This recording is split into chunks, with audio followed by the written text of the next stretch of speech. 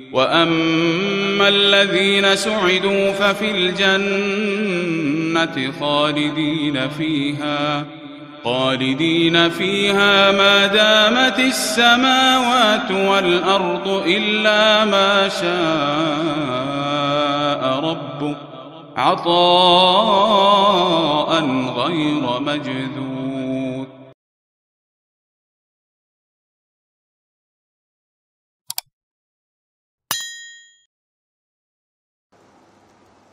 بسم الله الرحمن الرحيم. الحمد لله نحمده ونستعينه ونستغفره ونؤمن به ونتوكل عليه ونعوذ بالله من شرور أنفسنا ومن سيئات أعمالنا. من يهده الله فلا مضل له ومن يضلله فلا هادي له، وأشهد أن لا إله إلا الله وحده لا شريك له، وأشهد أن سيدنا ومولانا محمدا عبده ورسوله أرسله إلى الناس كافة بشيرا ونذيرا وداعيا إلى الله بإذنه وسراجا منيرا، صلى الله تعالى عليه وعلى آله وأصحابه وأزواجه وذرياته وبارك وسلم تسليما كثيرا كثيرا. أما بعد، أعوذ بالله من الشيطان الرجيم. بسم الله الرحمن الرحيم. يريد الله ليبين لكم ويهديكم سنن الذين من قبلكم ويتوب عليكم، والله عليم حكيم. والله يريد أن يتوب عليكم ويريد الذين يتبعون الشهوات أن تميلوا ميلا عظيما. يريد الله أن يخفف عنكم وخلق الإنسان ضعيفا. وقال رسول الله صلى الله عليه وسلم: الحياء شعبة من الإيمان.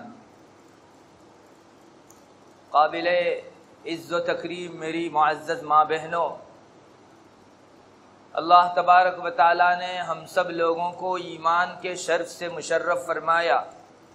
یہ ہماری دنیا آخرت کی تمام نعمتوں میں سب سے بڑی نعمت ہے. ایک مسلمان اپنی زندگی کے ہر لمحے اور ہر گھڑی کے اندر اس بات کا احساس کیے ہوئے ہونا چاہیے کہ مجھے اللہ تعالیٰ نے ایمان کی نعمت دے کر اپنی ساری نعمتیں عطا فرما دی. تمام نعمتوں کی غایت و منتہا اور خلاصہ مجھ کو عطا کر دیا. معزز ماں بہنوں، اس وقت دنیا بڑی پرفتن ہے. جہاں دیکھو فتنوں کے شرارے اڑتے نظر آتے ہیں. ہمارے اس زمانے کے ایک بزرگ کہتے ہیں کہ بازار میں نکلو تو نگاہوں کو پناہ نہیں ملتی.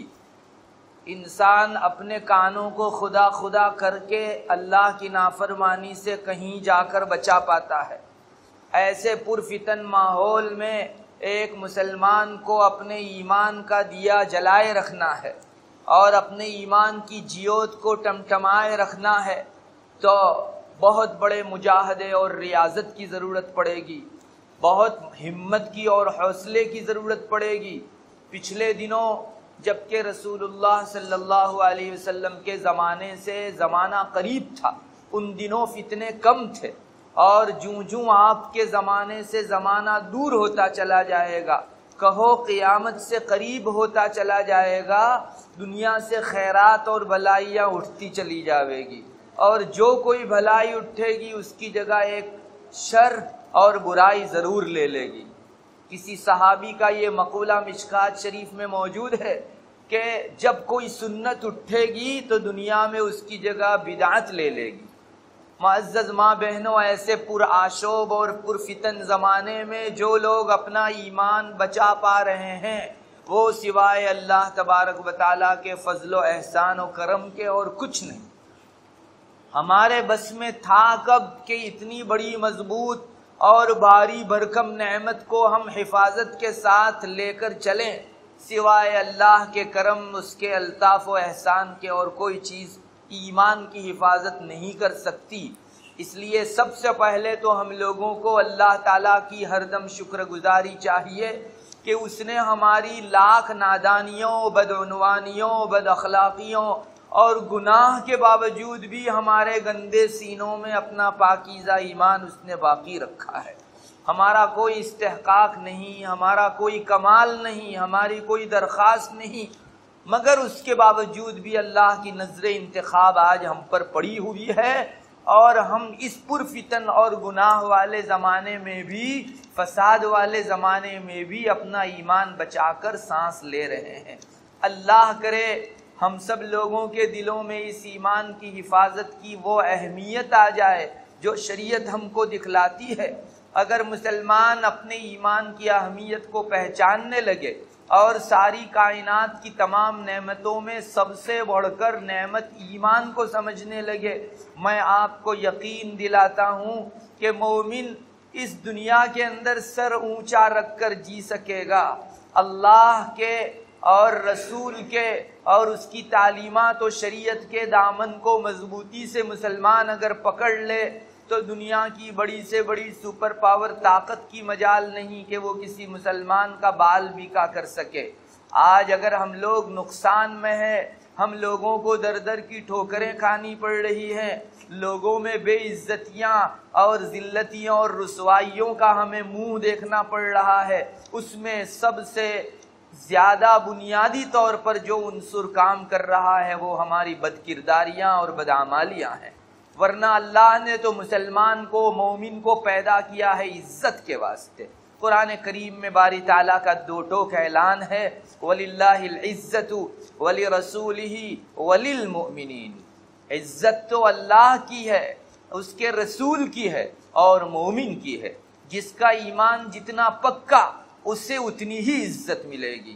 کیا آپ نے نہیں دیکھا اللہ کے نیک بزرگوں اور اللہ کے اہل دل بندوں کے پاس مال و متاع اور حویلیاں اور جاگیریں اتنی نہیں ہوتی، ان کے پاس کوئی بڑی بڑی گاڑیاں اور بہت زیادہ پیسہ روپیہ نہیں ہوتا، مگر لوگوں کے دلوں میں ان کے لیے جھکاؤ ہوتا ہے، لوگ اپنے دل سے ان کا اعزاز کرتے ہیں۔ اگر روپیوں پیسوں سے عزت ملتی تو ان پیسے والے اور حویلی محلات والوں کے لیے عزت ہونی چاہیے تھی، مگر آج عزت کی کرسی پر بیٹھ کر بھی ذلتی ہم نے اپنی آنکھوں سے دیکھی ہے۔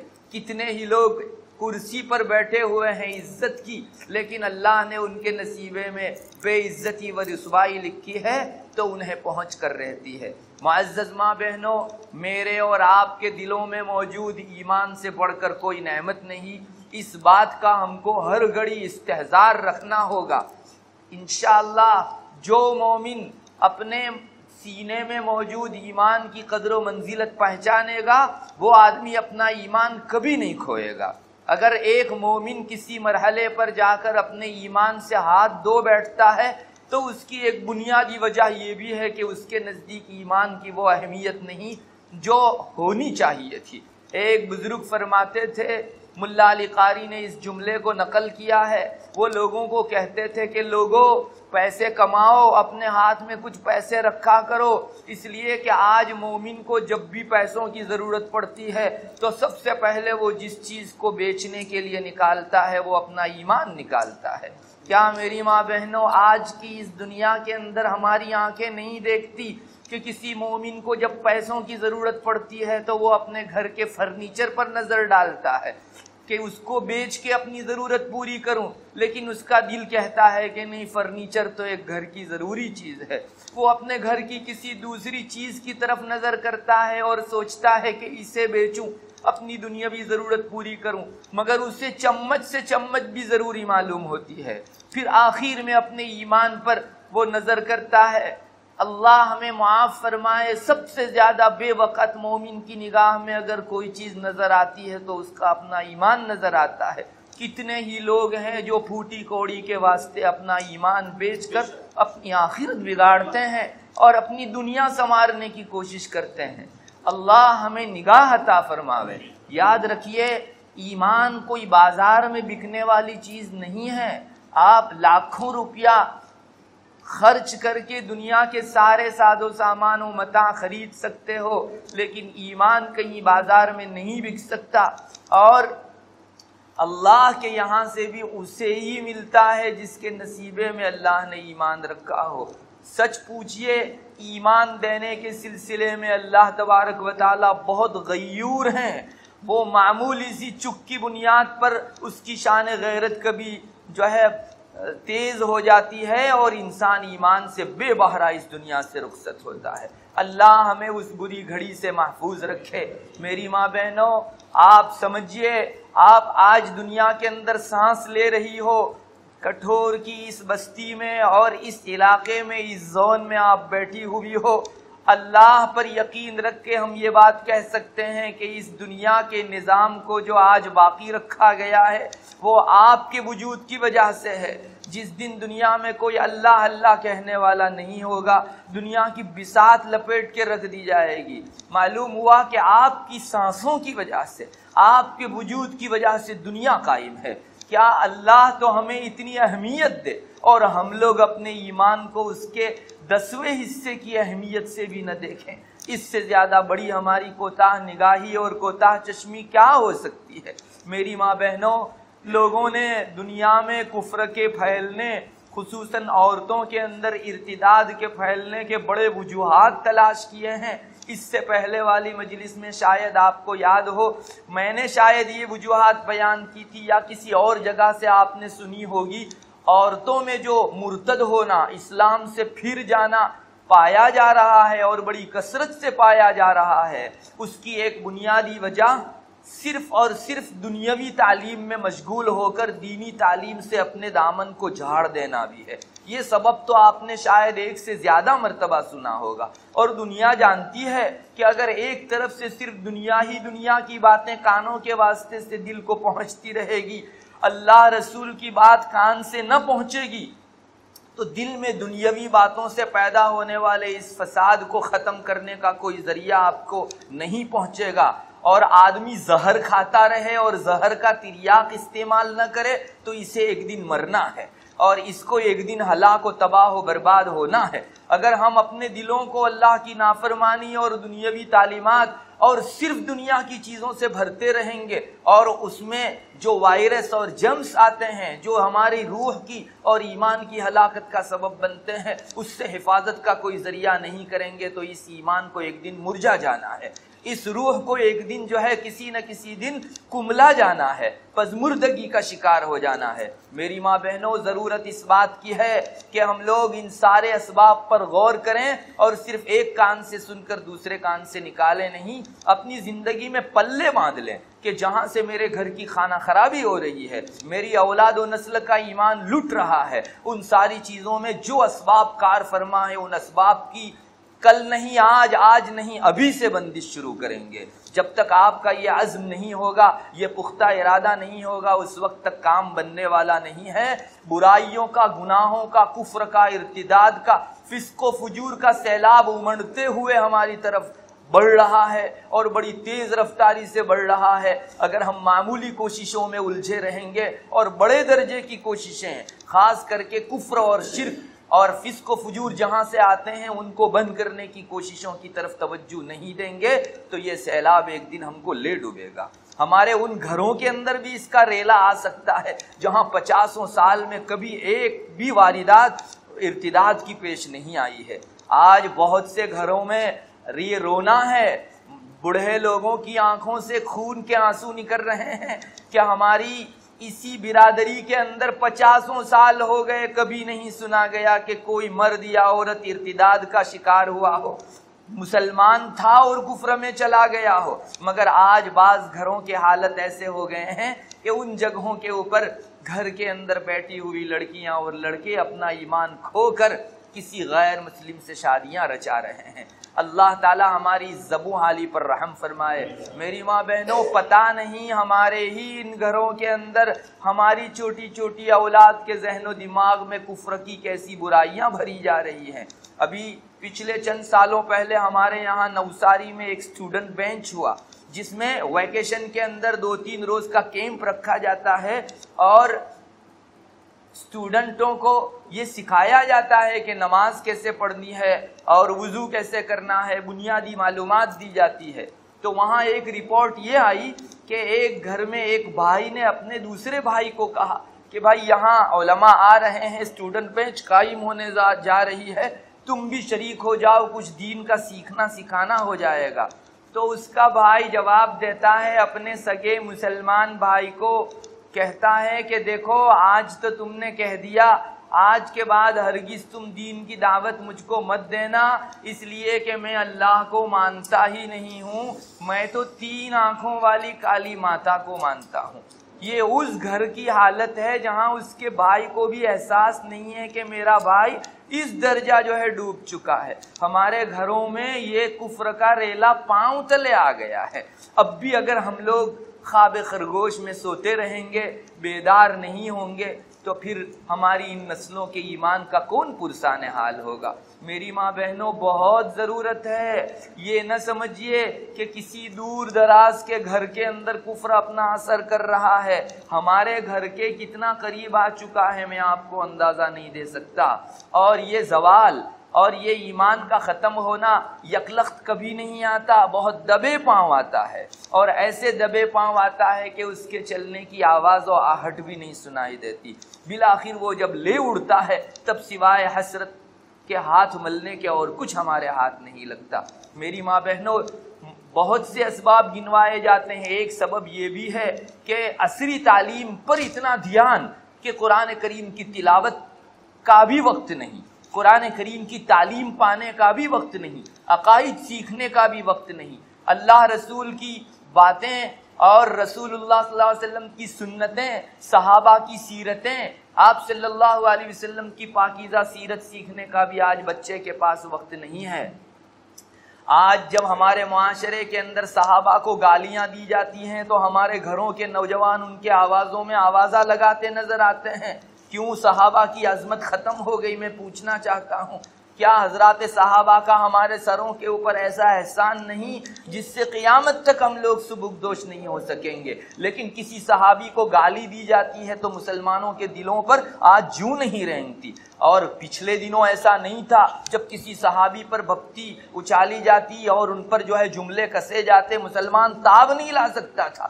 یکلخت ایک دم سے کیا ہو گیا کہ مسلمان نوجوانوں کے دل صحابہ کی محبت سے خالی ہو گئے۔ رسول اکرم صلی اللہ علیہ وسلم کی عزت معاف ذات کے اوپر جو ہے کیچڑ اچھالا جاتا ہے۔ اس قدر ہمت غیروں کی کہاں سے ہونے لگی؟ آج مسلمان اتنے بزدل کیوں ہو گئے؟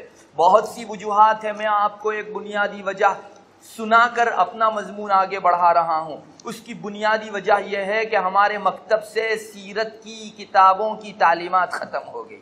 جو بچہ مکتب کے اندر 1 گھنٹہ خدا خدا کر کے دیتا ہے، وہ قرآن سیکھے گا، عقیدہ سیکھے گا، یا رسول اللہ صلی اللہ علیہ وسلم کی سیرت پڑھے گا؟ یاد رکھیے، پچھلے 10 12 15 سال سے سیرتوں کا یہ پڑھانے کا سلسلہ مکاتب سے ختم ہو چکا۔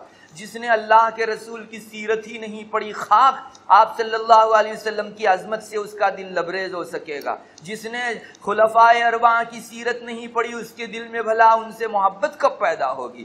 بس جب پیدا نہیں ہوئی اور ہمارے دل محبت رسول سے اور محبت صحابہ و صحابیات سے خالی رہے تو دشمنوں کی ایک طرف ہمت ہوئی اور ہماری بزدلی کا یہ حال ہو گیا کہ ہمارے سامنے ان کی عزتیں اچھالی جاتی ہیں، مگر محبت نہ ہونے کی وجہ سے ہمارے دلوں پر ان کے تعلق سے جوں نہیں رینگتی۔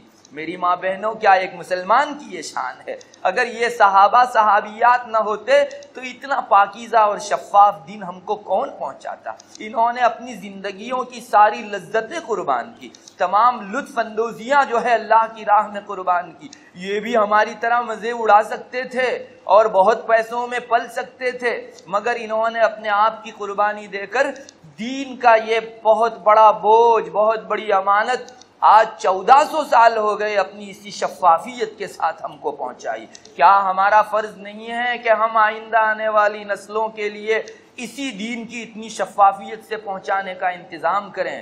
آج ہم لوگ مزے میں اگر ہماری زندگیاں ختم کر دیں گے، انجوائے میں اور فن کرنے کے اندر، اور اللہ کی شریعت کی نافرمانی کے درجے کا انجوائے کرنے کے اندر ختم کر دیں گے تو ہماری نسلوں کو ہم لوگ کیا جواب دیں گے؟ ہمارے آباء و اجداد اگر اس طرح انجوائے کرتے تو کیا ہمارے تک یہ صحیح شفاف دین پہنچ سکنے والا تھا؟ اللہ جزائے خیر دے ان حضرات کو، ہمارے آباء و اجداد کو، جنہوں نے اپنا پیٹ کاٹ کے ہم تک دین پہنچایا ہے۔ ہماری بھی ایسی ہی ذمہ داری ہے کہ ہم اپنی نسلوں کے دل و دماغ کو دنیا کی محبت سے نہیں، عصری محبت سے نہیں، اللہ کی محبت سے بھر دیں اور اس کے رسول کی محبت سے بھر دیں، آخرت کی یاد سے بھر دیں، حشر و نشر، قبر، جنت و نار کے تصور سے اور اس کے عقیدے سے بھر دیں۔ اس کے لیے محنت کرنی پڑے گی۔ آج بہت سے گھر وہ ہیں جہاں صبح اٹھنے سے لے کر رات سونے تک کے اور بیدار ہونے تک کے 24 گھنٹے گزر جاتے ہیں، پورے گھر میں ایک مرتبہ بھی آخرت کا تذکرہ نہیں ہوتا۔ وہ آخرت جس میں ہمیشہ ہم کو جانا ہے، ان کمزور آنکھوں کو بڑے سنگین مناظر دیکھنے ہیں۔ پل صراط کوئی کم درجے کا سنگین منظر نہیں ہے۔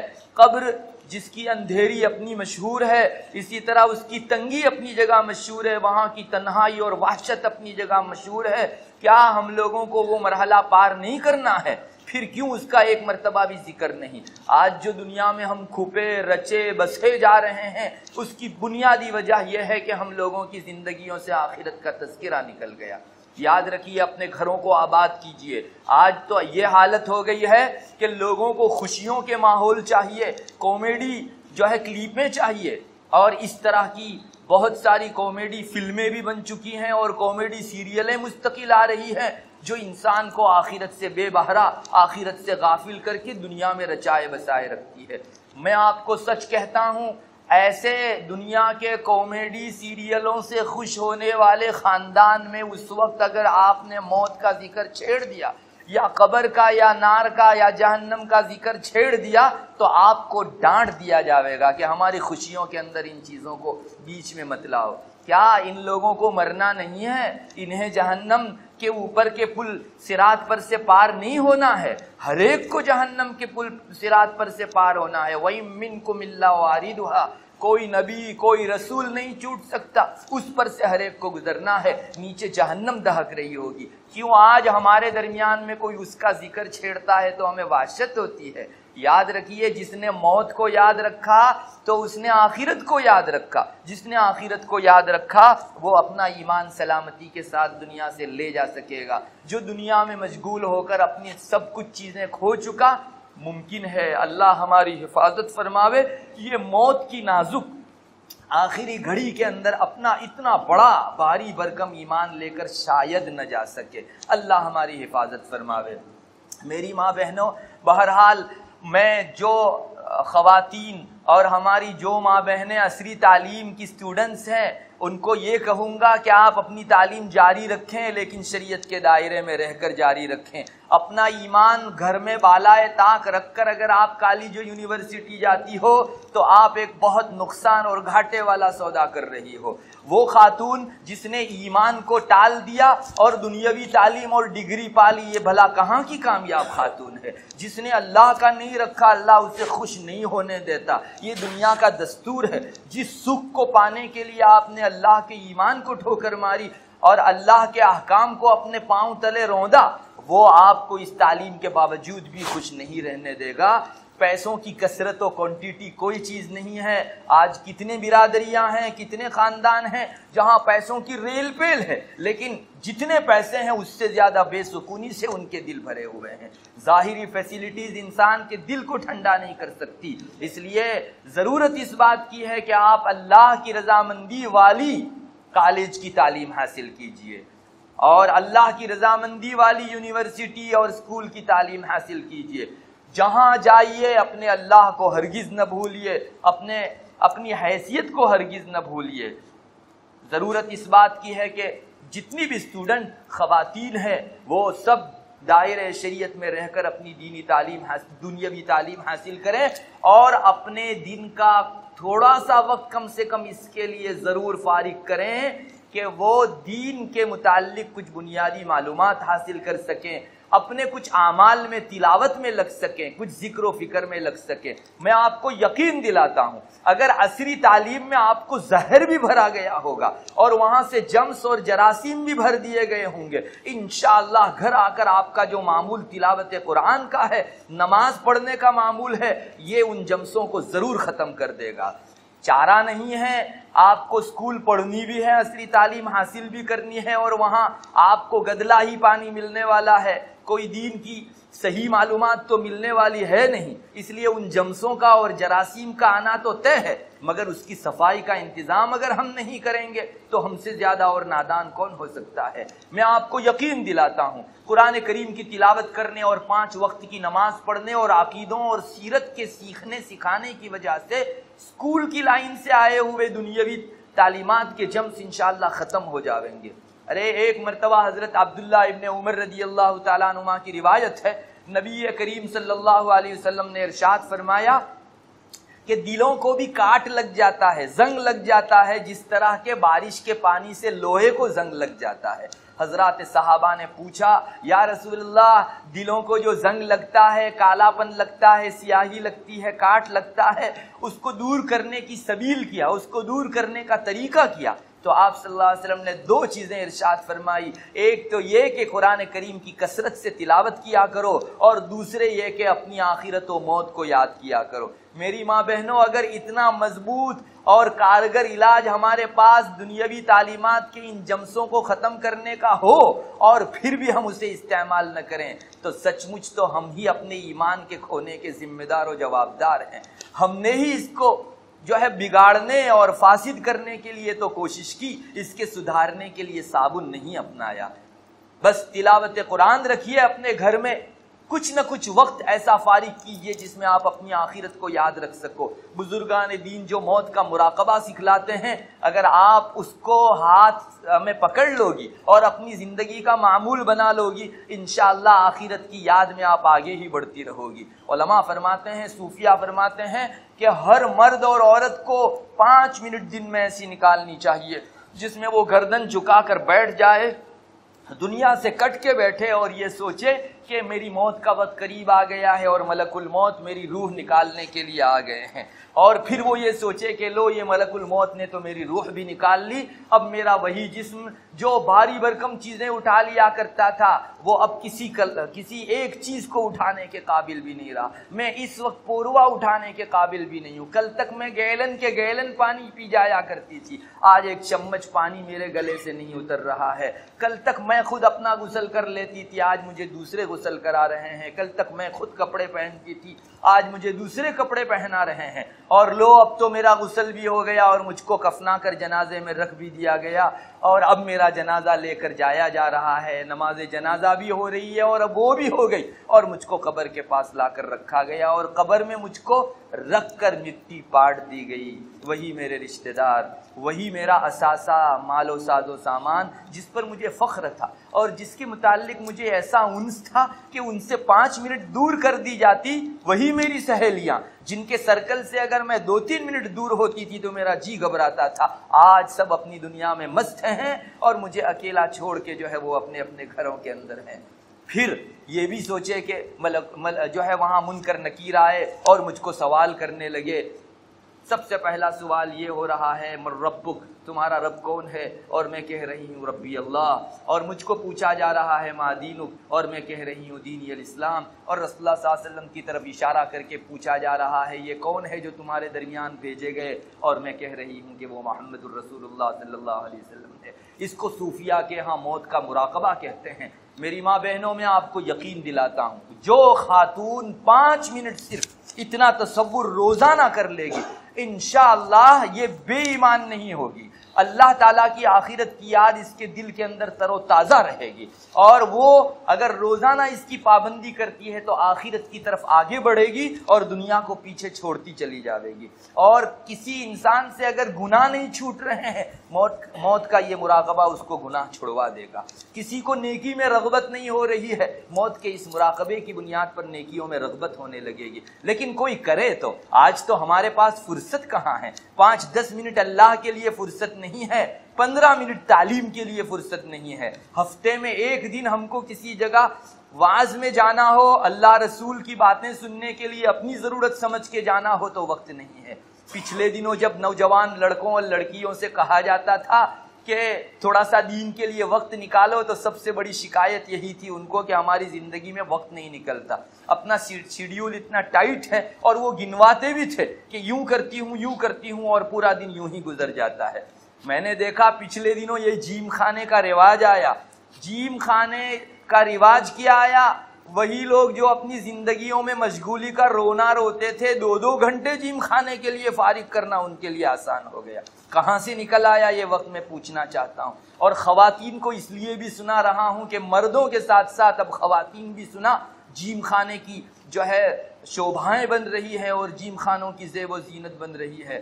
سورت میں جب گیا ایک جگہ مستورات میں میرا بیان تھا, مجھے وعظ سے پہلے کہا گیا کہ آپ مستورات کو بتاؤ کہ اس طرح چست لباس پہن کر ننگا دھڑنگا لباس پہن کر خدا را وہ جیم خانے میں نہ جایا کریں. وہاں سکھانے والے مرد ہوتے ہیں یا عورتیں بھی ہوگی تو اس کو بھی عورت کا سطر دیکھنے کی بلا کہاں اجازت. بس مجھے تو اتنا بتانا ہے کہ یہ وقت 2 گھنٹے کا اسی مشغول زندگی میں سے کیسے نکل آیا. سچی بات یہ ہے کہ جیم خانے میں ورزش کی بنیاد پر فٹ ہونے اور بدن کو فٹ رکھنے کی تو اہمیت ہے, مگر ایمان کو فٹ رکھنے کی اہمیت نہیں ہے. وہاں 15 منٹ نہیں نکلتی اور یہاں بڑی آسانی سے اس مشغول زندگی میں سے آدھا گھنٹہ 2-2 گھنٹے 1-1 گھنٹہ نکل آتا ہے. اللہ ہماری اس ناقدری کو معاف فرمائے. یہ ایمان کی ناقدری کے سوا کچھ نہیں ہے. آج دنیا کی سب چیز محنت چاہتی ہے, اگر ایمان محنت نہیں چاہتا تو یہ دنیا میں سمجھ میں آنے والی چیز نہیں ہے.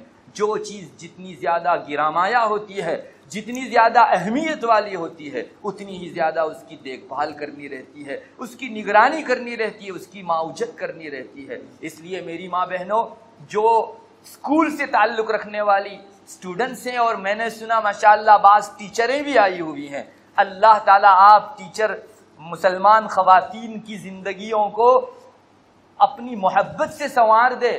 میری ماں بہنوں جو ٹیچرز ہیں ان کو میں کہوں گا کہ آپ جس مقام پر ہو, اللہ تعالیٰ نے آپ کو اتنا اچھا موقع دیا ہے کہ اگر آپ اپنی زبان سے 2-4 اسلام کی باتیں, عمل کی باتیں اپنی اسٹوڈنٹس کو اپنے گھنٹے میں سے 1-2 منٹ کے لیے اگر سنا دو گی, یہ اتنی بڑی خدمت ہوگی. انشاءاللہ جو بھی کوئی نیک عمل کرے گا, اگر کوئی کفر کی طرف جا رہا ہو اور بچا کے اپنا ایمان محفوظ کر لے گا, یہ سب ثواب آپ کے کھاتے میں ہوگا. آپ صرف تنہا اپنی نہیں, بہت ساری مسلمان بچیوں کے ایمان کی حفاظت کا سامان کر سکتی ہو, لیکن آپ کے دل میں اپنے رب کی محبت پیدا ہو جائے اور کفر کی طرف جانے والی, فسق و فجور کی طرف جانے والی ہماری ان بچیوں کے سلسلے میں ہمدردی پیدا ہو جائے. آپ کیجئے, اللہ کے خاطر کیجئے. آخر دنیا میں اگر آپ کو کہا جاتا کہ آپ اپنا جو گھنٹہ ہے اور پورا ایک پیریڈ ہے اس کے علاوہ آپ 5 منٹ دو گی تو آپ کو 10,000 روپیہ 5 منٹ کا دیا جاوے گا. ہر ٹیچر اس کی کوشش کرے گی یا نہیں کہ 5 منٹ دے کر 10,000 کما لے؟ اللہ کے یہاں آپ کو اتنا اجر و ثواب ملے گا کہ ایسے 10,000 سے پوری دنیا بھر جائے, ایک نیکی کا مقابلہ نہیں ہو سکتا. میری ماں بہنوں آپ بڑھیے آگے. میں تو کہتا ہوں اسٹوڈنٹس میں آنے والا یہ کفر اور ارتداد, اگر اس سے بچاؤ اختیار کرنے کے لیے ٹیچر ایک مرتبہ بیڑا اٹھا لیں, مومن ٹیچر ہیں, اس فکر کو اوڑھ دیں اپنے اوپر, انشاءاللہ محنت آدھی سے زیادہ کم ہو جاوے گی اور کسی کو محنت کرنے کی ضرورت نہیں پڑے گی. میری ماں بہنوں یہ سبب تو بڑا گنوایا گیا, اور ایک اور سبب بھی جو ہے دنیا میں بہت گنوایا جاتا ہے, اور سچی بات ہے کہ اسی نے مسلمان خواتین میں کفر کو بہت بڑھایا ہے, اور وہ ہے کفار کے ساتھ ہمارا بے وجہ بغیر ضرورت کے ملنا جلنا, کافی درجے کا اختلاط. یاد رکھیے اگر دنیا میں کہتے تو بہت ہیں دنیا میں کہ کورونا والے کے پاس جائیں گے تو کورونا وائرس ہم پر آ جائیں گے, اور اتنا اہتمام کروایا جاتا ہے کہ صرف ڈسٹنس نہیں, صرف جو ہے ماسک نہیں, کیٹیں پہنائی جاتی ہیں, لیکن اس کے باوجود بھی اطمینان نہیں. اگر ہم نہیں بتا سکتے کہ یہ کورونا کا وائرس وہاں سے آتا ہے یا نہیں آتا, یہ ایک الگ بحث ہے, مگر میں یہ ضرور کہوں گا کہ کفر کے وائرس کا اڑنا اور مومن کے اوپر اس کا سوار ہونا یہ حدیث شریف میں آ چکا ہے. اور فسق و فجور, گنہگار آدمی کے اوپر سے فسق و فجور کے وائرس کا آ کر مومن کو لگنا یہ حدیث شریف میں آ چکا ہے. اس لیے اس کورونا وائرس سے جس کا لگنا ایک احتمال کے درجے کا ہے, اگر ہم 10 گنا محنت کرتے ہیں تو اس یقینی وائرس سے بچنے کے لیے 100 گنا محنت ہم پر فرض ہے. یہ دوسرا بھی سبب گنوایا جاتا ہے. آج بڑا دکھ ہوتا ہے ایک مومن خاتون کو اپنی مومن سہیلی کے پاس دین کی بات کے لیے بیٹھنا بہت گراں گزرتا ہے. 5 منٹ نکالنا اس کے لیے بہت مشکل ہوتا ہے, اور وہ اپنی غیر مسلم دوست کے ساتھ, سہیلی کے ساتھ 1 گھنٹہ بڑی آسانی سے گزار دیتی ہے. یہ کیا بتا رہی ہے چیز؟ ہمارا دل کدھر ڈل رہا ہے؟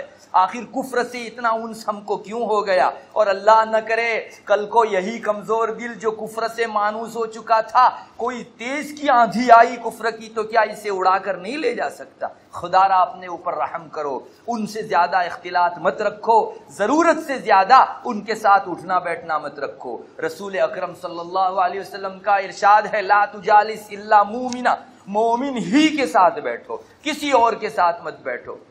اس لیے اپنے اوپر رحم کرو۔ دیکھیے یہاں نفرت نہیں پھیلائی جا رہی ہے، مگر ایک مرض اگر کسی کو لگ چکا ہے اور وہاں وائرس اثر کر چکا ہے تو مجھے جیسے میں کورونا سے اپنے آپ کو محفوظ رکھنے کی دنیاوی تدبیر کرتا ہوں، ویسے اس کفر کی اور برائی کی اور گناہ کی اور فسق و فجور کی کے شر سے بچاؤ کے لیے بھی مجھ کو اسی درجہ محنت کم سے کم ضرور کرنی چاہیے۔ میری ماں بہنوں، یہ تو 2 سبب ہوئے، مجھے آج آپ کو ایک دوسرا سبب گنوانا ہے جس کے متعلق ہمارا ذہن و دماغ نہیں جا رہا ہے کہ اس راستے سے بھی کفر آ رہا ہے، مگر ارشاد نبوی میں یہ بات ملتی ہے کہ اس راستے سے بھی کفر آیا ہے۔ میری ماں بہنوں، پہلے تو میں آپ کو یہ بات بتا دوں کہ اس دنیا کے اندر ہر انسان کا ایک دوست ہوتا ہے اور ایک دشمن ہوتا ہے۔ کوئی انسان ایسا نہیں جس کے سب دوست ہوں، اور کوئی ایسا نہیں جس کے سب دشمن ہوں۔ ہر ایک کا کوئی نہ کوئی دوست ہوتا ہے اور کوئی نہ کوئی دشمن ہوتا ہے۔ دین کا بھی یہی حال ہے۔ دین کے سلسلے میں آپ کے کچھ تو دوست ہیں اور کچھ آپ کے دشمن ہیں۔ ہمارا سب سے بڑا دوست دین کے اندر کون ہو سکتا ہے؟ واللہ ولی المؤمنین، اللہ تعالیٰ مومنوں کا دوست ہے۔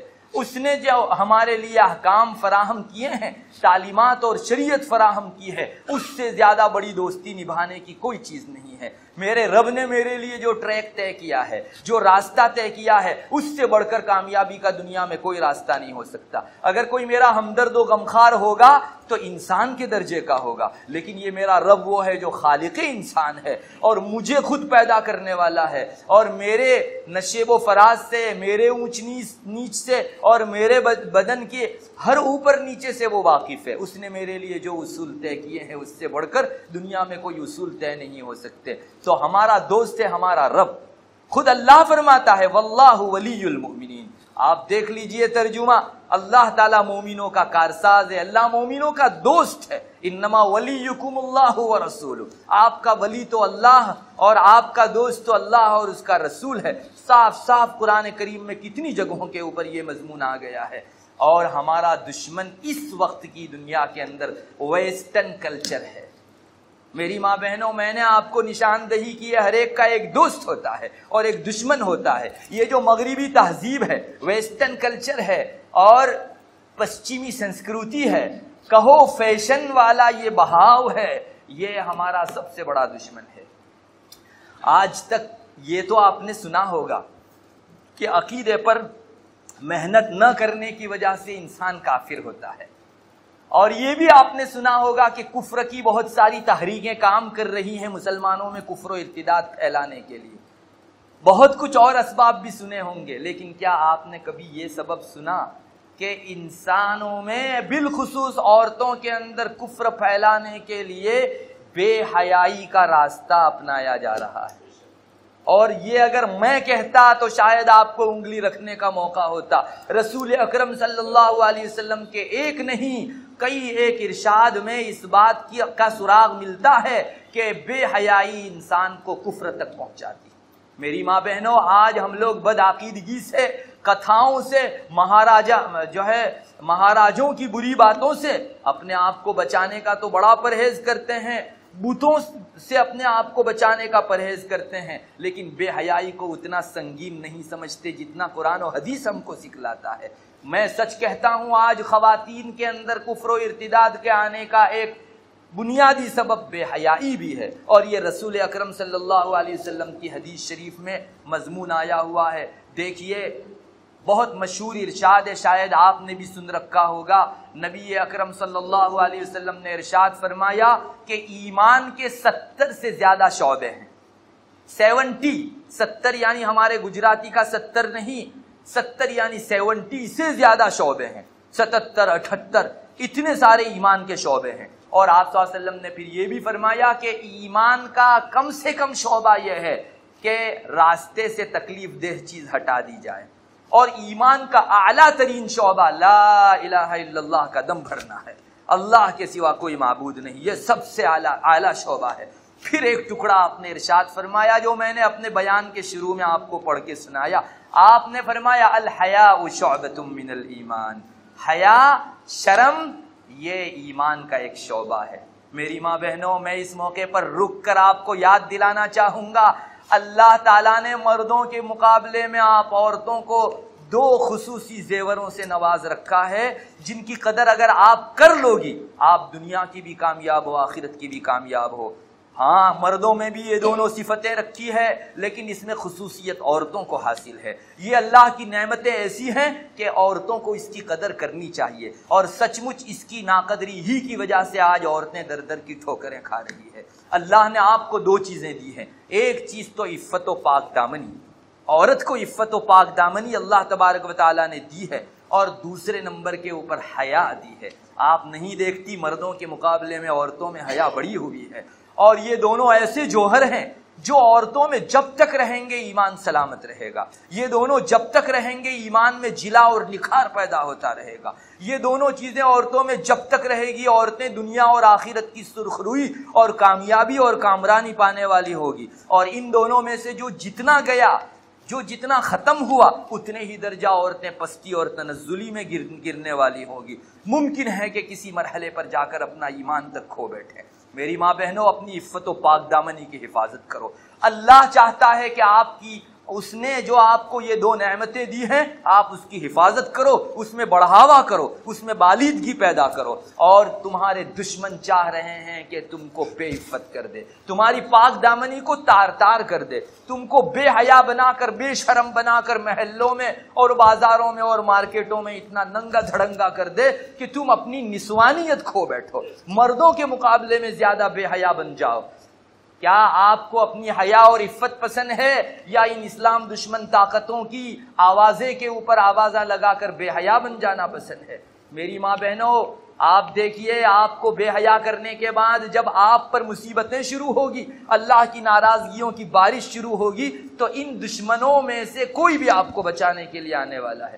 کوئی نہیں آتا، پھر آپ کو تنہا بھگتنا پڑتا ہے۔ مجھے بڑا تعجب ہوتا ہے اور بڑا ترس آتا ہے اس مسلمان خاتون کے اوپر جو انگریزوں، برطانوی طاقتوں اور اسلام دشمن طاقتوں کے آوازے میں اور ان کے پھندے میں پھنس کر یہ بولنے لگتی ہے کہ اسلام نے ہمیں آزادی نہیں بخشی، اسلام نے ہماری حیا اتنی زیادہ بڑھا دی کہ ہم اپنے حقوق بھی نہیں پا سکتی۔ میری ماں بہنوں، یہ آپ کو باہر نکال کر کہاں لے جانے والے ہیں؟ اب تو مثالوں کی بھی ضرورت نہیں ہے، ہمارے معاشرے میں آپ کو دکھ جائے گی۔ عورتیں پردے میں تھی، باحیا تھی، اپنے گھروں میں رانی کی طرح جی رہی تھی، مرد کو اس کی خدمت حوالے کی گئی تھی، لیکن ان نادان باز انگریزی تعلیم، دنیاوی تعلیم میں پوری طرح رچ بس جانے والی خواتین نے ان کے آوازے میں ساتھ دیا۔ آج میں دیکھ رہا ہوں عورتوں کی اتنی گھت بن رہی ہے۔ میں آپ کو سچ سناؤں، پچھلے دنوں میں وہاں ادھنا اسٹیشن پر سے پاس ہو رہا تھا، شام کا وقت تھا، میں نے دیکھا مردوں اور عورتوں کی اتنی بھیڑ کی بھیڑ وہاں سے آ رہی ہے ریلوے اسٹیشن کے پاس سے کہ ایسا معلوم ہو رہا ہے کہ کوئی اجتماع تھا، کوئی میلہ لگا ہوا تھا۔ تو میرے ساتھ جو ڈرائیور تھا، میں نے اس کو پوچھا کہ یہ کیوں اتنی زیادہ بھیڑ ہے؟ اس نے مجھے بتایا کہ یہ خواتین فیکٹریوں میں کام کرتی ہیں، صبح سے 8 بجے سے جاتی ہے اور شام 6-5 بجے تک جانوروں کی طرح کام کرتی ہے، چیزیں اٹھاتی ہیں، اور لوگوں کی جو ہے ایسی ایسی چیزیں اٹھاتی ہیں کہ اللہ کی پناہ، ایک خاتون کی عفت و پاک دامن سے بہت دور کی وہ چیز ہے، اور شام کو تھکی ماندی اپنے گھر لوٹتی ہے۔ دیکھو، یہ وہی عورتیں ہیں جنہوں نے اسلام کے ظلم کرنے کے سلسلے کا جو آوازہ تھا اس میں ساتھ دیا، اور بے پردہ ہو کر آج کام کاج کے لیے نکل گئی، در در کی ٹھوکریں کھا رہی ہے۔ کیا یہ خاتون اتنی زیادہ صنف نازک ہے؟ اسلام نے تو اس پر بڑا رحم کیا ہے کہ سارے احکام کے اندر اس کو آسانی رکھی ہے، اس کے لیے جو ہے بہت سہولت برتی ہے. یرید اللہ ان یخفف عنکم، اللہ چاہتا ہے کہ تمہارے اوپر آسانی برتے. جو میں نے شروع میں آیت کریمہ تلاوت کی، اللہ کو بڑا پیار ہے اپنی بندیوں کے اوپر، اس نے آسان احکام رکھے ہیں، لیکن ان خواتین نے اللہ کا نہ مان کر دشمنوں کا مان کر اپنے اوپر ظلم کیا ہے. بہت تعجب ہوتا ہے جب کوئی خاتون سیلز گرل بن کے گھر گھر جا کے نوک کرتی ہے، اور وہاں آ کر جب کوئی باہر نکلتا ہے تو کبھی کولگیٹ، کبھی سگریٹ، کبھی کوئی چیز دے کر کمپنیوں کی چیزوں کو فروغ دینے کے لیے تقریر کرتی ہے. اتنا ترس آتا ہے کہ یہ خاتون اتنی زیادہ ذلیل بنائے جانے کے قابل تھی کہ وہ در در کی ٹھوکریں کھاتی. ارے اس کو تو اسلام نے مقام دیا تھا، تم گھر بیٹھو، شوہر کے لیے گھر بیٹھو گی، سارا خرچہ تمہارا A to Z شوہر کے اوپر ہے، تم گھر کی رانی بنو. مگر اللہ ہمیں معاف فرمائے، ہم نے اپنی نادانی کی وجہ سے اسلام جو ہمارا محسن تھا اس کو ظالم سمجھا اور اپنے اوپر بہت بڑا ظلم کر دیا. میری ماں بہنوں، آپ جانیے یہ جتنے بھی اسلام دشمن طاقتیں ہیں وہ آپ کی عفت کو تار تار کرنے، آپ کی پاک دامنی کو چھیننے اور آپ کو حیادار عورت سے بے حیا بنانے کے لیے تن توڑ محنت کر رہے ہیں.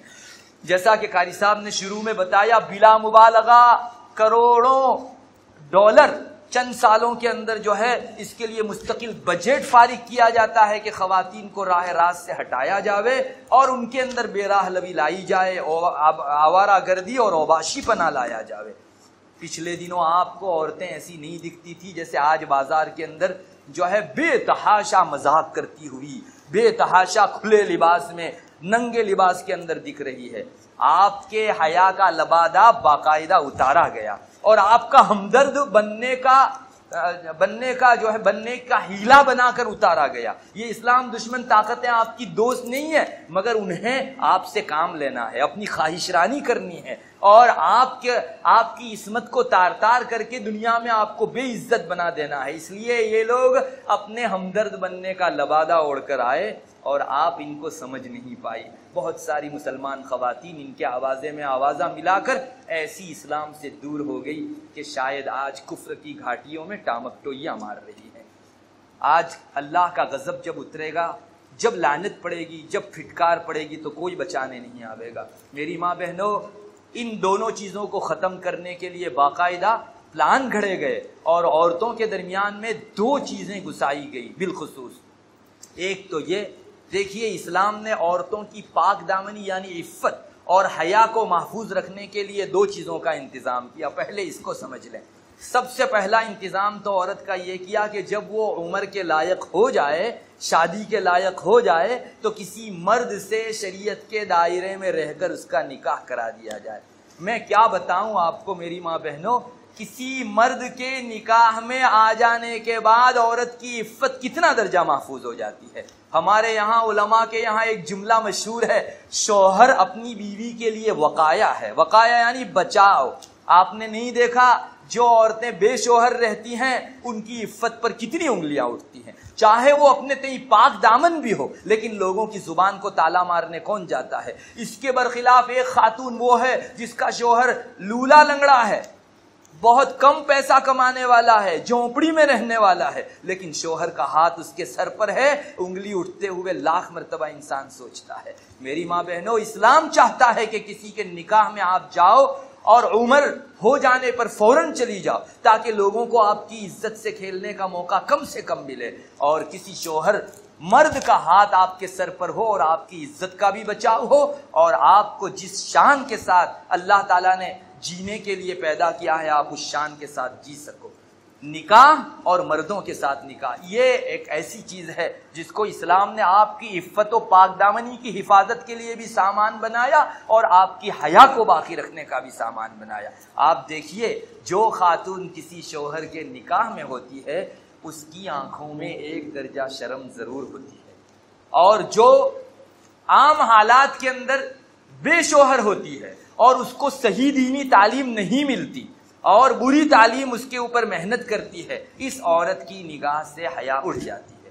ہاں، بہت سی کنواری لڑکیاں ہیں یا شوہر مر چکا یا طلاق دے چکا ایسی عورتیں ہیں، مگر ان کو صحیح ماحول ملا ہے، وہ بھی اپنی نگاہوں میں حیا بچا پائی ہے. مگر سب سے آسان اور بہترین علاج یہی ہے کہ کسی شوہر کا ہاتھ سر پر رہے۔ میں آپ کو بتاؤں، نکاح کے مقابلے میں کفار نے، اسلام دشمن طاقتوں نے آپ کی عفت اور حیا کو لوٹنے کے لیے دو چیزیں جاری کی۔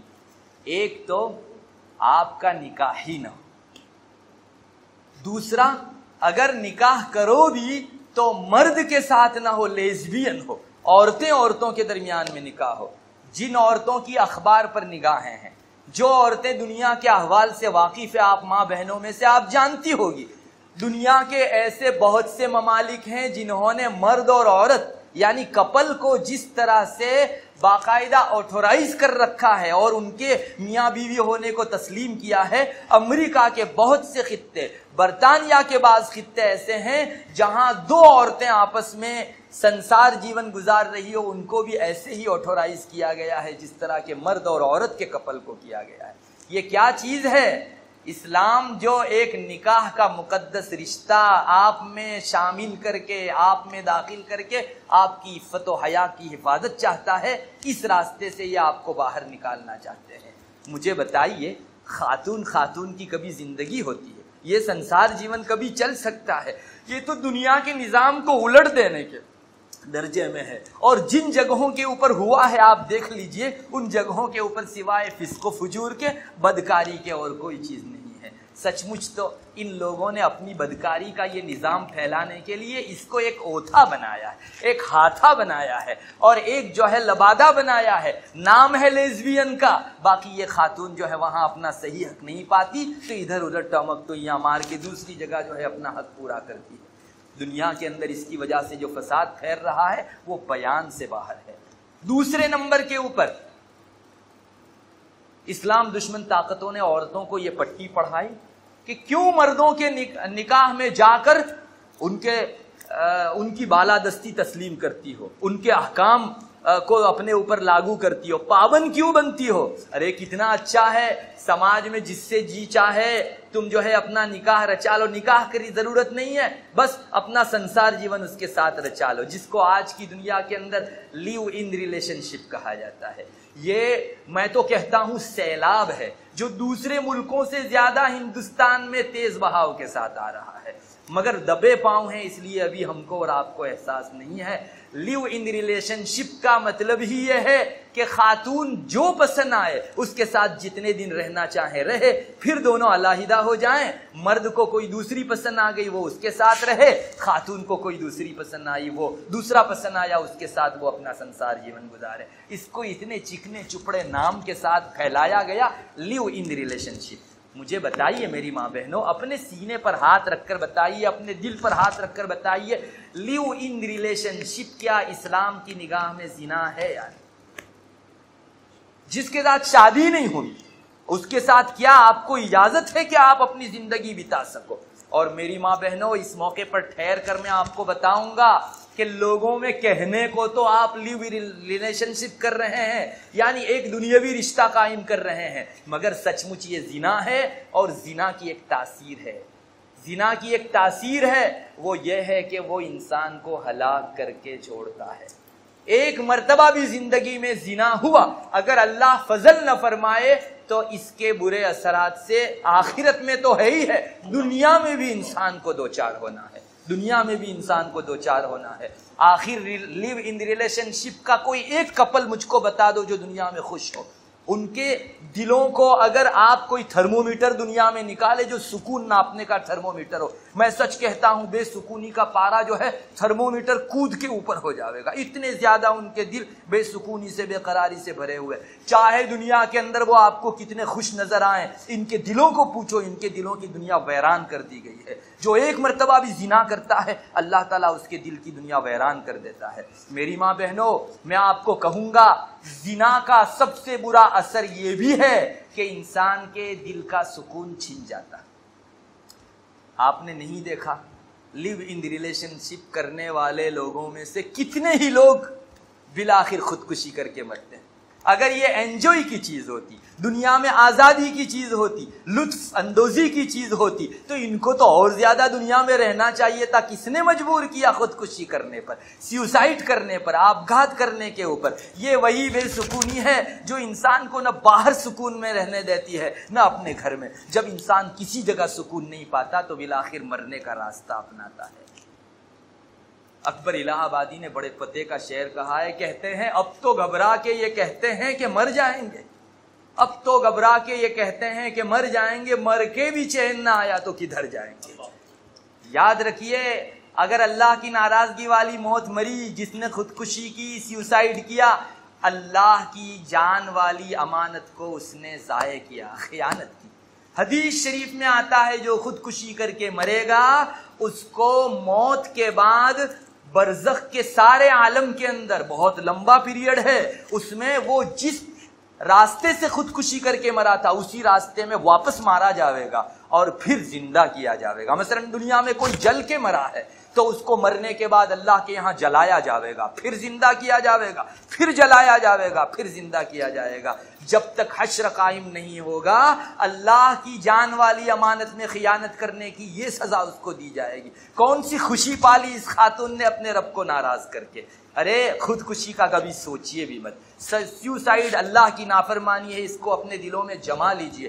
میں تو آپ کو یہ کہنا چاہ رہا تھا کہ کتنی ہی خواتین وہ ہے جو سیوسائڈ کر لیتی ہے۔ آخر کیوں سیوسائڈ کی اس خاتون نے؟ اس لیے کہ اس نے اللہ کی ناراضگی والا راستہ اپنایا، اور جتنی مرتبہ اس آدمی کے ساتھ جس کو شوہر نہیں کہہ سکتے، نکاح نہیں ہوا ہے، اس کے ساتھ اس نے رنگ ریلیاں منائی، زنا خوری کی، اللہ اس کے دل کے بے سکونی والے ماحول کو اپڈیٹ کرتا جاتا ہے، ڈبل ٹریپل اور کئی گنا جب بے سکونی آ جاتی ہے۔ میں تو مثال میں کہتا ہوں، یہ ایٹم بم جو دنیا کے اندر رہتا ہے، ایٹم بم دنیا میں زیادہ تباہی پھیلانے والا کیوں ہوتا ہے؟ جو سائنس پڑھتی ہیں شاید ان کو بھی معلوم ہوگا، اور آج تو ریسرچ کا میدان بہت وسیع ہو گیا ہے۔ ایٹم بم کی تاثیر یہ ہے کہ وہ جس جگہ بلاسٹ ہوتا ہے اس کے اردا گرد کے اتنے کلومیٹر کا آکسیجن ختم کر دیتا ہے، آکسیجن ختم کر دیتا ہے تو انسان سانس نہیں لے پاتا اور ٹپ ٹپ ٹپ ٹپ ٹپ ٹپ سب مر جاتے ہیں۔ یہ ہے تھیوری جو ہے ایٹم بم کی۔ بس زنا ایٹم بم ہے جو دنیا کے اندر انسان برتے، اگر زنا کرے تو دل میں جا کر بلاسٹ ہوتا ہے اور ذرے ذرے سے سکون کو چن چن کر ختم کر دیتا ہے۔ دل کا کوئی ایک گوشہ بھی سکون والا باقی نہیں رہتا۔ کیوں اپنے آپ اپنے پاؤں پر کلہاڑا مارتی ہیں ہم لوگ؟ لیو ان ریلیشن شپ زنا ہے۔ اسلام ہرگز اجازت نہیں دیتا کسی اجنبی مرد کے پاس جا کر اپنی خواہش رانی کا شکار اس کو بنانا اور اس کو اپنے سے ہوس پوری کرنے دینا۔ یہ عورت کی سب سے بڑی نادانی، دنیا اور آخرت کی سب سے بڑی ناکامیابی ہے۔ میری ماں بہنوں میں بہت دور نہیں لے جاتا، ابھی گجرات میں ایک قصہ بنا، آپ سب نے بھی دیکھا ہوگا۔ وہ مسلمان خاتون یا جو کہہ لو اس کو، وہ کسی غیر مسلم سے شادی رچا کر لیو ان ریلیشن شپ میں رہ رہی تھی، بچہ ہوا، آج شوہر نے گلا گھونٹ کے مار دیا۔ یار مجھے بتائیے جنہوں نے ان کو لیو ان ریلیشن شپ کی ترغیب دی تھی، کوئی بچانے آ کر کھڑا ہوا؟ جب مصیبت پہنچتی ہے تو سب ہٹ جاتے ہیں، ترغیب دے کر آپ کو آگ میں کودنے کے لیے تو سب تیار کریں گے، لیکن کودنے کے بعد جو جلس محسوس ہوگی کوئی مرہم لگانے آپ کو نہیں آئے گا۔ آج کہاں گئے وہ جنہوں نے اس راستے کو سکون کا راستہ بتایا تھا؟ انہیں آگے آ کر اس کی امداد کرنی چاہیے تھی، لیکن ہے نہیں۔ یہاں تو جو ہے دنیا میں خود غرضی چلتی ہے، مطلب پرستی چلتی ہے اور اپنی خواہش رانی چلتی ہے۔ میری ماں بہنوں، آپ کو اللہ نے عزت و حیا دی ہے، پاک دامنی اور عفت عطا فرمائی ہے، اتنی آسانی کے ساتھ آپ کسی کی ہوس کا شکار مت ہوئیے۔ آپ اپنے شوہر کا حق ادا کیجئے، اپنے گھر میں رہیے اور اللہ کی رضامندی کا راستہ اپنا کر دنیا آخرت دونوں کو کامیاب بنا دیجئے۔ میری ماں بہنوں، لیو ان ریلیشن شپ کو اپنے گھر میں کیا اپنے ذہن و دماغ میں بھی نہ آنے دیجئے۔ اللہ کی نافرمانی کا یہ راستہ دنیا پر اللہ کا عذاب لا سکتا ہے، اللہ کی سزا لا سکتا ہے، پورے گھر کو ویران کر سکتا ہے، پوری بستی کی تباہی کا سبب بن سکتا ہے۔ اور ایک دوسری بات کہوں گا میری ماں بہنوں، ہمارے یہاں اب بعض مسلمان اسٹوڈنٹ یا اور معاشرے میں رہنے والی لڑکیوں میں زنا کی وہ برائی نہیں رہی ہے جو اللہ دکھاتا ہے. مجھے معاف کیجئے، چونکہ میں اسی شعبے میں کام کرتا ہوں اور روزانہ میں کیسز پر کام کرتا ہوں، تو میں سروے کرتا ہوں. اب تو یہ دیکھا جا رہا ہے میری ماں بہنوں کہ کنواری لڑکیوں کے مقابلے میں شادی شدہ لڑکیوں میں زنا خوری کی شرح بڑھی جا رہی ہے. شادی شدہ خواتین میں بڑھی جا رہی ہے یہ شرح. اور ایک مرتبہ یاد رکھ لیجئے، آپ نے اس چیز میں کسی کو شریک بنایا، شوہر شاید بہت سے جرموں کو معاف کر دے، مگر یہ ایک ایسا داغ ہے کہ بہت سے شوہر اس کو معاف کرنے تیار نہیں ہوتے، اور کبھی صلح کرا کے جوڑ بھی دیتے ہیں تو وہ داغ کاٹتے رہتا ہے. ایک نہ ایک دن معمولی سی غلطی پر ان کا سنسار تہس نہس ہو کر رہ جاتا ہے. اور یہ کیا بے وقوفی ہم نے کی کہ ہمارے رب کے رضامندی والے راستے کو چھوڑ کر ناراضگی والے راستے سے ہمارے سنسار کو سکی کرنا چاہا. کیا شوہر کا حق ادا کر کے آپ اللہ کی رضامندی نہیں پا سکتی تھی؟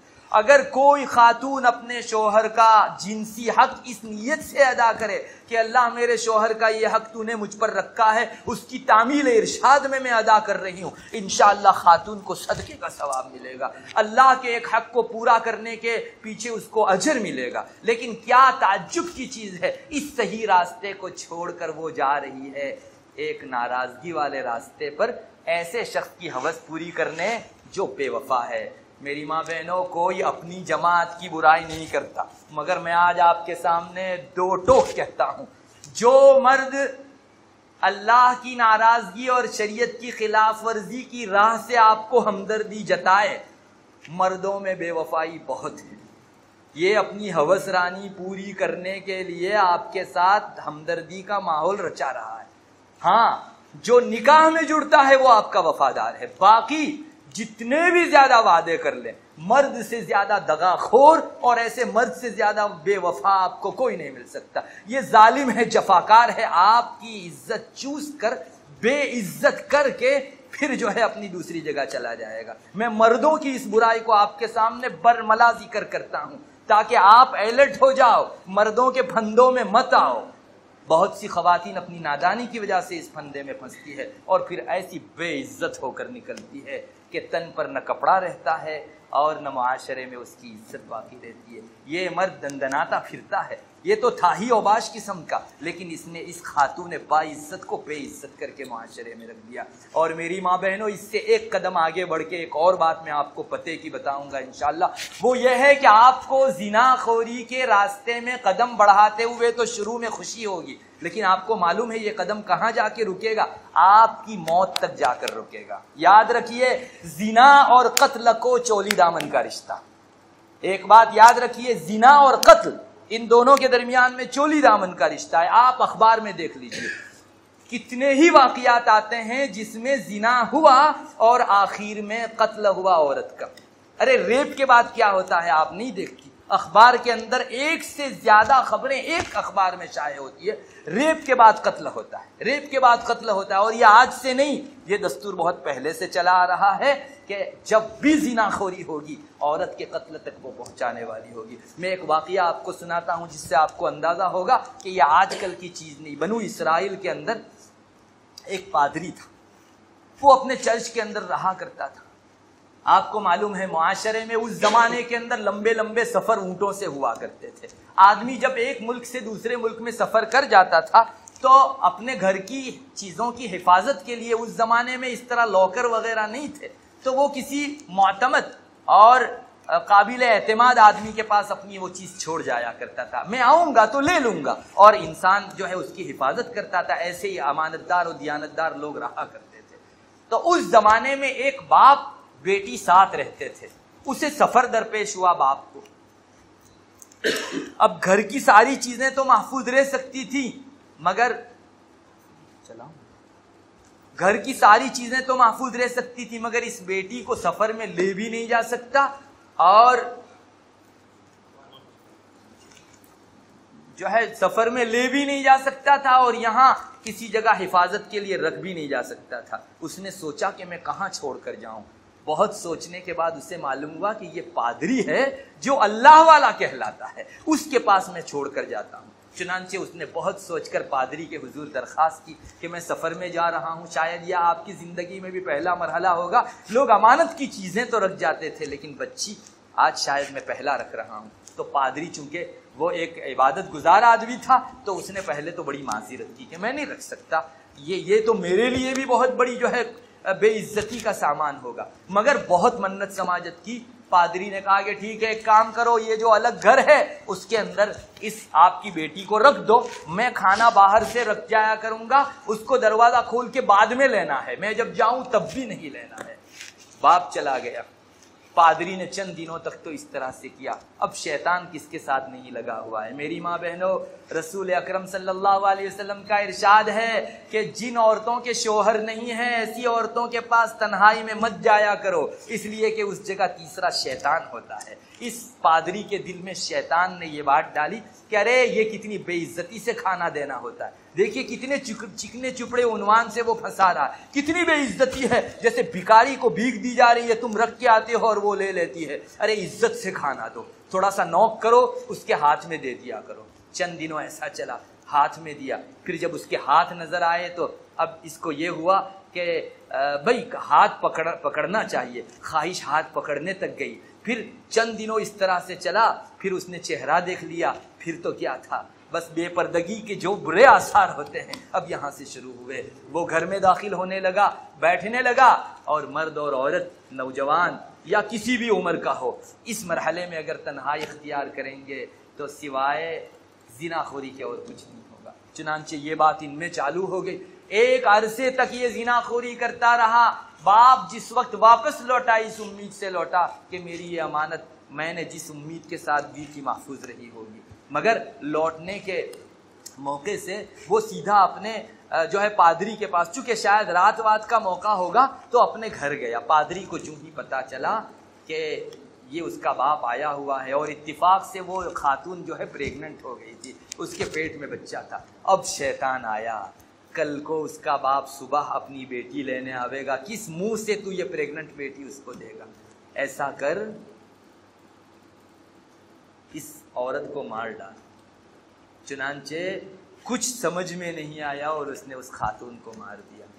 بچہ زندہ، وہ بھی تھوڑی دیر بعد مر گیا۔ اب کیا کیا جائے؟ کسی ایسی جگہ دفن کر دے کہ جس جگہ کسی کی نگاہ نہ پڑے۔ چنانچہ وہ جا کر دفن بھی کر کے آیا، لیکن جیسا کہ حدیث شریف میں آتا ہے، پاپ اور گناہ اگر کوئی آدمی چٹان میں بیٹھ کے بھی کرے گا، اللہ تعالیٰ اس کو پورے معاشرے کے اندر کھول کر رکھ دیں گے۔ بس وہی ہوا، بعد میں سب کے درمیان میں یہ چیز ظاہر ہوئی۔ مجھے اس قصے میں آگے اور زیادہ کچھ نہیں دکھانا ہے، بس اتنا دکھانا ہے کہ آپ نے دیکھا زنا کے ساتھ قتل اور جو ہے مار ڈالنے کا رشتہ چولی دامن کا رشتہ ہے۔ اس لیے آپ ابھی خوش ہو رہی ہو، لیکن یقین جانیے یہ ایک دن آپ کی ہلاکت کا سامان لاوے گا۔ میری ماں بہنوں، اس لیے میں خلاصے کے طور پر یہ کہوں گا کہ بے حیائی اور کفر کا بہت زیادہ رشتہ ہے۔ دیکھیے، میں نبی کریم صلی اللہ علیہ وسلم کے چند ارشادات سنا کر اپنی بات تمام کرتا ہوں، جس میں سے ہر حدیث شریف میں آپ کو یہ اندازہ ہوگا کہ بے حیائی کی وجہ سے بھی ارتداد اور کفر آتا ہے۔ رسول اکرم صلی اللہ علیہ وسلم نے ایک حدیث میں ارشاد فرمایا، حیا یعنی شرم اور ایمان دونوں ملے جلے ہیں، یہ دونوں جب بھی جدا ہوتے ہیں تو ایک جاتا ہے دوسرا نہیں جاتا، ایسا نہیں ہوتا، دونوں ساتھ میں ہی جاتے ہیں۔ یہ رسول اکرم صلی اللہ علیہ وسلم نے فرمایا۔ کیا مطلب؟ آپ میں سے حیا گئی تو ایک نہ ایک دن ایمان کو بھی ختم ہونا ہے۔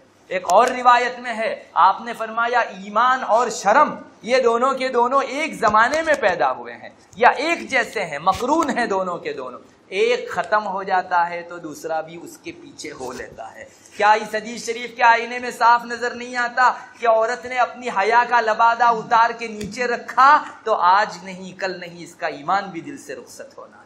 ایک اور روایت میں ہے، حیا کی اہمیت میں آپ کو بتاؤں، صحابہ فرماتے ہیں ایک مرتبہ رسول اکرم صلی اللہ علیہ وسلم نے حضرات صحابہ کے درمیان میں بیٹھے ہوئے تھے، صحابہ میں چرچا ہوا اور چرچے میں حیا کا تذکرہ آیا، تو بعض صحابہ نے فرمایا کہ الحیاء من الدین، حیا دین کا حصہ ہے۔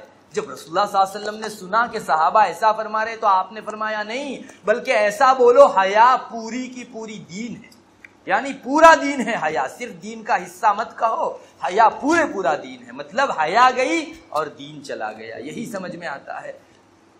بعض روایتوں میں آتا ہے نبی اکرم صلی اللہ علیہ وسلم نے فرمایا حیا سر سے لے کر پاؤں تک خیر ہی خیر ہے۔ ایک روایت میں آپ نے فرمایا حیا جب بھی آتی ہے ہمیشہ خیر لے کر آتی ہے۔ ایک روایت میں آپ نے فرمایا جب تم شرم کو ختم کر دو تو کون سا بھی گناہ کر سکتے ہو، اذا لم تستحی فاصنع ما شئت، شرم کو بالائے طاق رکھ دو، کون سا بھی گناہ کر سکتی ہو۔ ظاہر ہے کہ عورتوں میں فسق و فجور، برائی، حتیٰ کہ کفر و ارتداد جو آ رہا ہے اس کی بہت سی وجوہات میں سے ایک وجہ بے شرمی کا آنا بھی ہے۔ میری ماں بہنوں، اسلامی لباس پہنو، پردے میں رہا کرو، پردہ آپ کی عزت ہے۔ غلط ہے دشمنان اسلام جو کہتے ہیں کہ پردے میں آپ کو باندھ کر رکھا گیا ہے۔ ارے قیمتی چیزوں کو ہمیشہ سنبھال کر ہی رکھا جاتا ہے، یہ تو اسلام کی نگاہ کی آپ کی قدر و قیمت ہے۔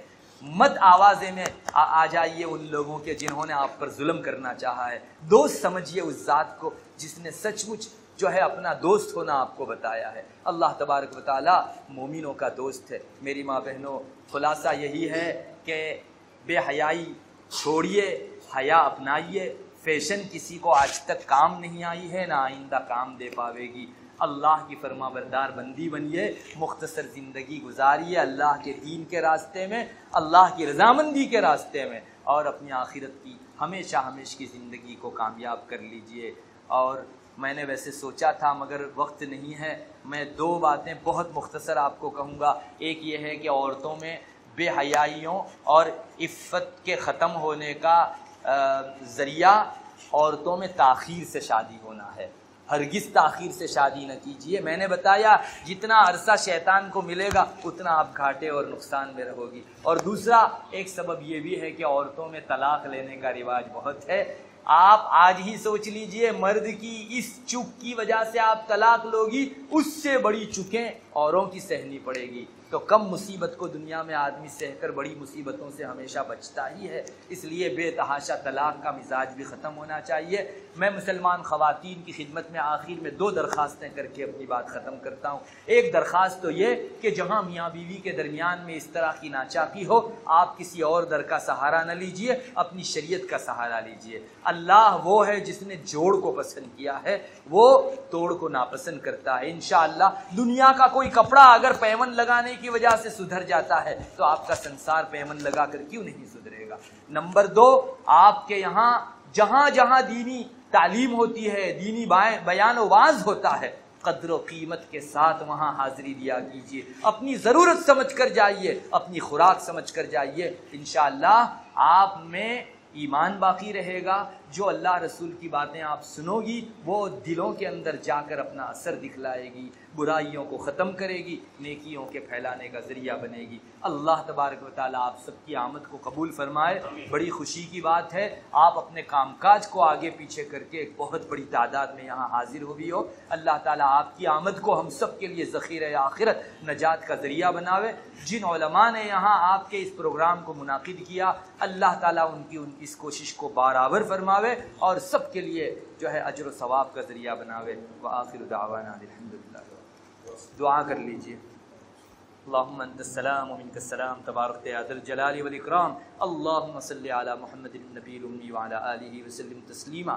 اے اللہ ہمارے گناہوں کو معاف فرما، ہم لوگ بڑے گنہگار ہیں، بہت خطا کار ہیں، اے اللہ سیاہ کار ہیں، ہماری عمر تیری نافرمانی میں گزر گئی، اے اللہ نہ جانے ہماری کتنی گھڑیاں باقی ہیں، اے اللہ ہماری ایک ایک گھڑی کو اے اللہ گزشتہ جو کچھ چکے ہوئے ہیں ان کی معافی تلافی میں گزارنے کی توفیق مرحمت فرما، آئندہ زیادہ سے زیادہ تجھ کو راضی کرنے کی توفیق مرحمت فرما، اپنی خوشنودی اور رضامندی ہم سب کو عطا فرما، اے اللہ فرما برداری کے راستے پر چلنا آسان فرما، نافرمانیوں سے کوسوں دور فرما، اے اللہ ہمارے اور ہمارے گناہوں کے درمیان میں اے اللہ بڑی دوری پیدا کر دے، اے اللہ نیکیوں کے ساتھ ہم کو قرب عطا کر دے، اے اللہ یہاں جو ماں بہنیں اپنا وقت فارغ کر کے آئی ہے ان کی آمد کو ہم سب کے لیے ذخیرہ آخرت اور نجات کا ذریعہ بنا۔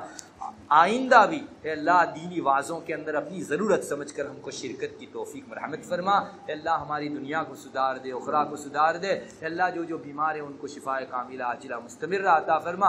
اے اللہ دنیا کی گندی محبتوں سے ہمارے دلوں کو پاک صاف فرما، اپنی پاکیزہ محبتیں ہمارے دلوں میں عطا فرما۔ اے اللہ دنیا کی جتنی فکر کرتے ہیں اس سے کہیں زیادہ اپنی آخرت کی اور عقبہ کی فکر کرنے کی توفیق مرحمت فرما۔ اے اللہ یہاں جتنے بھی بیٹھے ہوئے مرد اور عورتیں ہیں ان کے دلوں میں نیک اور جائز تمنائیں ہیں، سب کے دلوں کی جائز تمنائیں اور نیک مرادیں پوری فرما۔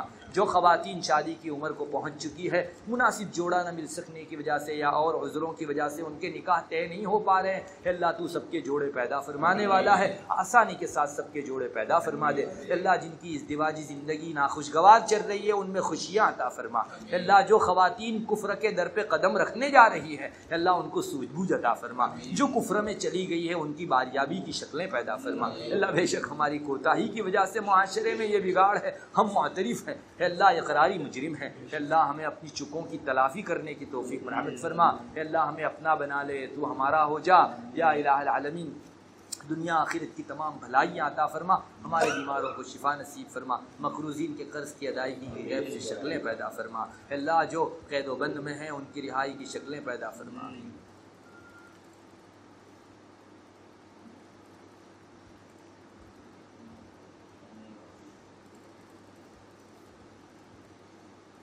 اللهم إنا نسألك من خير ما سألك منه نبيك محمد صلى الله عليه وسلم ونعوذ بك من شر ما استعاذ منه نبيك محمد صلى الله عليه وسلم أنت المستعان وعليك البلاغ ولا حول ولا قوة إلا بالله.